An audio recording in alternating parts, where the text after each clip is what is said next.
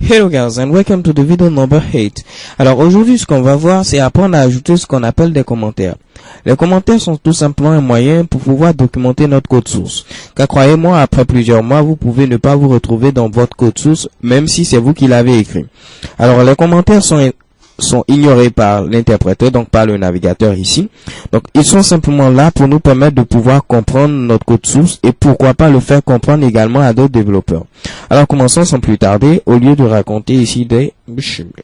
Alors là je déclare simplement la variable A et on va essayer d'afficher ici le résultat. Donc on va mettre alert A.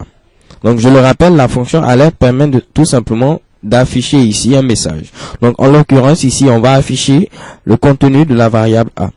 Donc pour mettre ici un commentaire monoligne, c'est-à-dire un commentaire sur une seule ligne, il suffit de mettre ici 2 fois slash et je mets ensuite mon commentaire. Donc la déclaration de la variable A.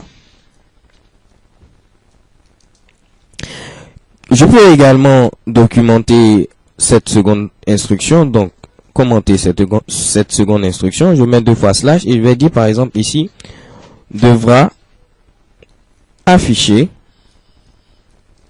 undefined. Pourquoi? Parce qu'on a dit une variable qui est déclarée sans affectation de valeur contient par défaut ici undefined. Ok? Donc testons ceci dans le navigateur internet chez Kebam. On voit ici apparaître undefined. Et vous remarquez, à aucun moment, notre commentaire ici a été affiché. En réalité, il est simplement présent dans le code source pour pouvoir nous aider à le comprendre.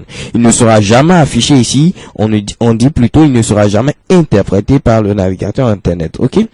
Donc, je vais vous montrer d'autres manière d'ajouter des commentaires, ce qu'on va appeler ici des commentaires multilignes.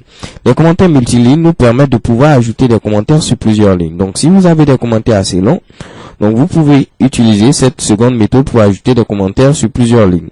Donc là il suffit de mettre le slash, l'étoile et le slash. Donc ici cela indique le début et là la fin. Ok? Donc c'est vraiment très important de pouvoir documenter votre code source, car croyez-moi, vous serez heureux de retrouver plus tard des codes sources qui ont été documentés. So thank you guys for watching and see you to the next video. XOXO.